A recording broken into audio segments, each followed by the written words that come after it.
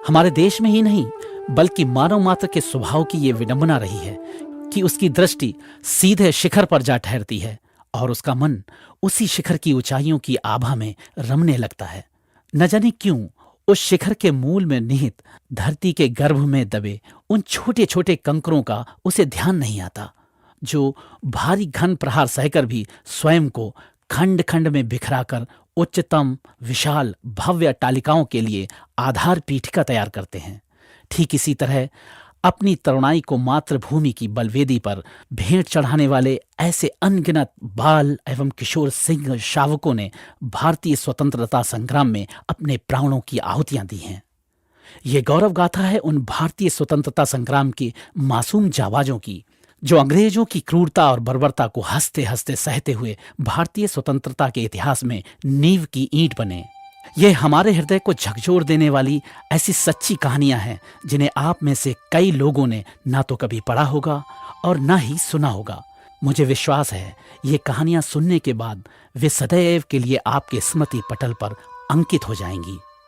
ये बात उन दिनों की है जब हिंदुस्तान में हिंदू, मुस्लिम, सिख, ईसाई एक ही मकसद के लिए एक साथ लड़ रहे थे और वो मकसद था भारत की आजादी।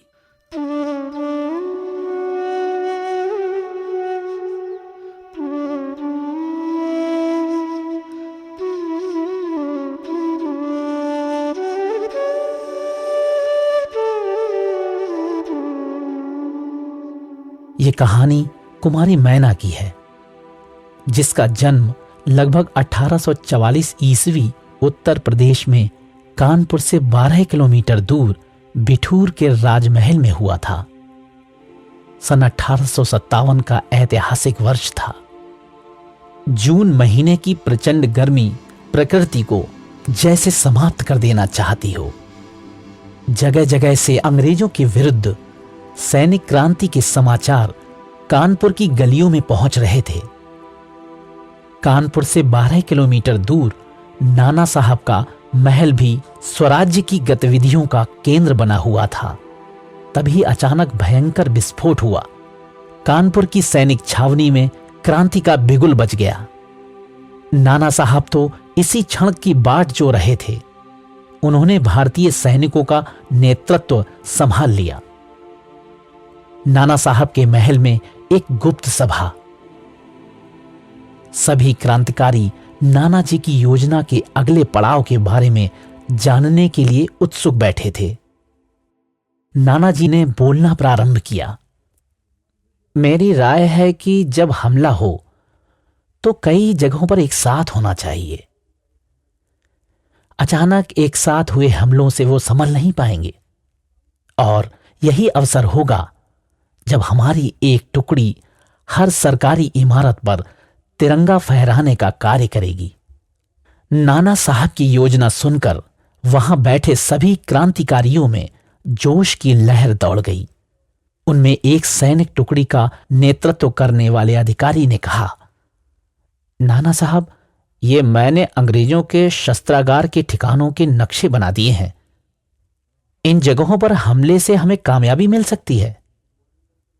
नाना साहब ने गौर से उन नक्शों का निरीक्षण किया और अगले दिन की कार्यवाही के लिए वंदे मातरम के उद्घोष से वहां से विदा हो गए। रात्रि का तीसरा पहर प्रारंभ हो चुका था। आसमान में खिले तारे साफ मौसम की गवाही दे रहे थे। ओस की बूंदों ने घास के तिनके से लेकर बड़े बड़े वृक्षों के ऊपर तक अपना अधिकार जमा लिया था। रात में शिकार करने वाले शिकारी अभी भी अपने शिकार की तलाश में इधर उधर घूम रहे थे।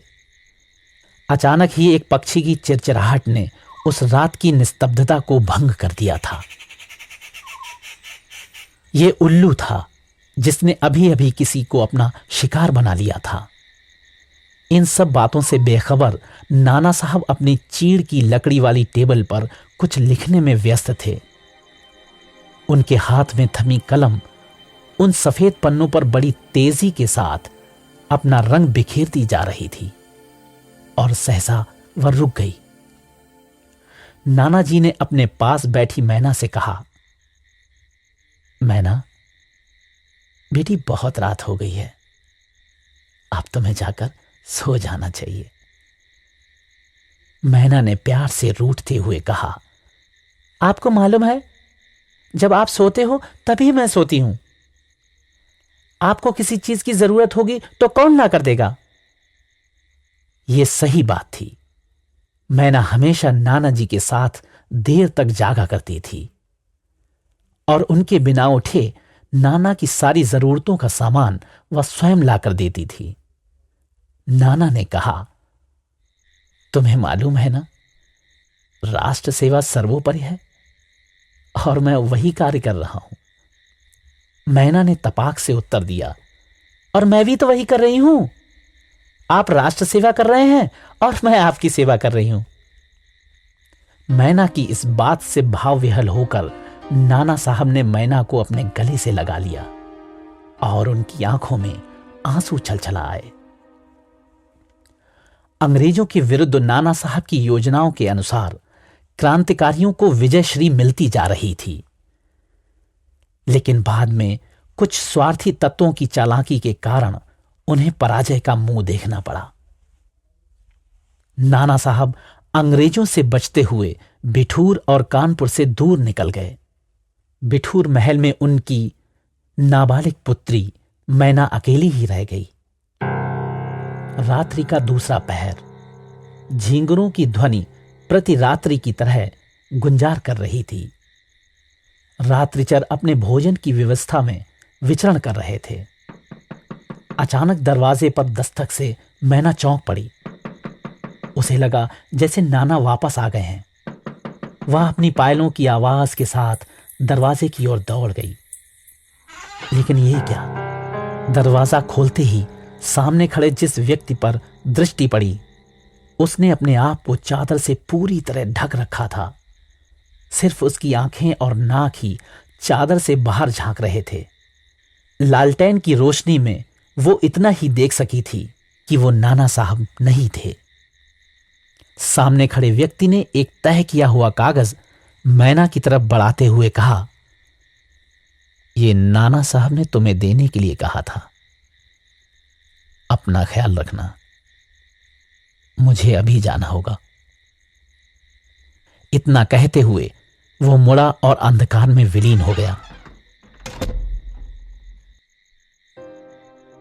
मैना ने पत्र खोलकर पढ़ना शुरू किया। प्यारी बेटी, तुम्हें ढेर सारा आशीर्वाद। मुझे तुमसे दूर जाना पड़ रहा है क्योंकि कुछ लोगों ने अंग्रेजों से मिलकर हमारी सभी योजनाओं के बारे में बता दिया है। अंग्रेज हमारी जान के दुश्मन बन गए हैं और वे हमें पागल कुत्तों की तरह हर जगह खोज रहे हैं। कुछ दिनों में माहौल शांत होते ही मैं लौट आऊंगा अपनी प्यारी सी बेटी के पास।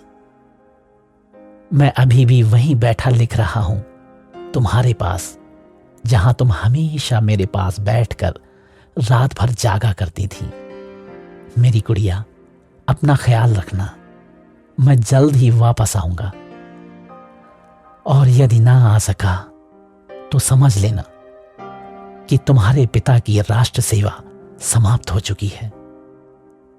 समय समय पर अपने बारे में तुम्हें सूचना भिजवाता रहूंगा। मुझे मालूम है तुम अपना ख्याल अच्छे से रखोगी। इस पत्र को पढ़ने के बाद जला देना। तुम्हारा पिता, नाना साहेब। पत्र पढ़ते पढ़ते मैना की आंखों से आंसुओं की अविरल धारा प्रवाहित हो चली। उसे नहीं मालूम उसके पिता अब लौट कर आएंगे या नहीं। उसने वह पत्र जला दिया। उसकी आंखों में नींद कहां। वह कभी नाना साहब की कलम को देखती तो कभी उन सफेद पन्नों को जिन्हें रात भर जाग कर नाना रंगते रहते थे। नाना की कलम ऐसे खामोश पड़ी थी जैसे उसके प्राण पखेरु ही उड़ गए हों। वह निर्जीव सी उसी चीड़ की मेज पर पड़ी थी। अंग्रेज सेना नाना साहब को खोजती फिर रही थी। अंग्रेज सेनापति हे को ऊपर से आदेश हुआ था कि वो नाना साहब के महल को आग लगा दे। उनकी सारी संपत्ति नष्ट कर दे, उनके परिवार में जो कोई भी मिले उसकी हत्या कर दे। आज बिठूर में उनके महल की तलाशी ली जा रही थी। सेनापति हे महल को आग लगाने से पूर्व वहां की बहुमूल्य वस्तुओं को लूट लेना चाहता था। तभी अचानक उसकी नजर इस छोटी बालिका पर पड़ी। वह चौंका और सोचने लगा, शायद ये बच्ची को मैंने कहीं देखा है। हे को याद नहीं आ रहा था कि उसने उसे कब और कहां देखा था। हे ने बच्ची से पूछा, ए, तुम कौन हो? मैना ने निडरता से उत्तर दिया, आप मुझे नहीं जानते? मैं नाना साहब की बेटी हूं। हे ने आश्चर्य से पूछा, नहीं, लेकिन तुम मुझे कैसे जानती हो? मैं आपकी बेटी मेरी की सहेली हूं। जब मेरी जीवित थी तो मैं आपके घर हमेशा आती जाती थी। मेरी का नाम सुनते ही सेनापति हे अपनी पुत्री मेरी की यादों में खो गया। शायद वह किसी बीमारी का शिकार हो गई थी। वो अभी तक उसके गम को भुला नहीं पाया था। कुछ क्षण बाद वह संभला और दया का भाव दिखाते हुए मैना से बोला, तुम इस महल से बाहर जाओ। मुझे इस महल को जलाने का आदेश मिला है। मैना ने दृढ़तापूर्वक कहा, मैं किसी भी हालत में महल को नहीं छोड़ूंगी। मैं आपसे प्रार्थना करती हूं कि आप महल को आग न लगाएं। दोनों में यह संवाद चल ही रहा था कि अंग्रेजों का प्रधान सेनापति ऑर्ट्रम वहां आ पहुंचा। हे ने प्रधान सेनापति को मैना के बारे में बताया। ऑर्ट्रम सोचने लगा, नाना साहब को पकड़वाने के लिए 1 लाख रुपए का इनाम घोषित है और मैना ही एकमात्र ऐसा सूत्र है जो नाना साहब का पता बता सकती है। ऑर्ट्रम ने मैना को गिरफ्तार कर लिया और महल को तोपों से उड़ाने का आदेश दे दिया। मैना को वो अपने साथ कानपुर ले आया और उसे किले में बंद कर दिया गया। ऑर्ट्रम के सिर पर 1 लाख रुपए का लालच सवार था। लोभ से ग्रस्त उसने मैना के ऊपर क्रूरतम अत्याचार करने शुरू कर दिए। उसे कठोर से कठोर यातनाएं दी जाने लगीं। उसने सोचा, लड़की थोड़ी सी धमकी के बाद नाना साहब का पता बता देगी। उन कठोर यातनाओं के बाद भी मैना ने कुछ नहीं बताया।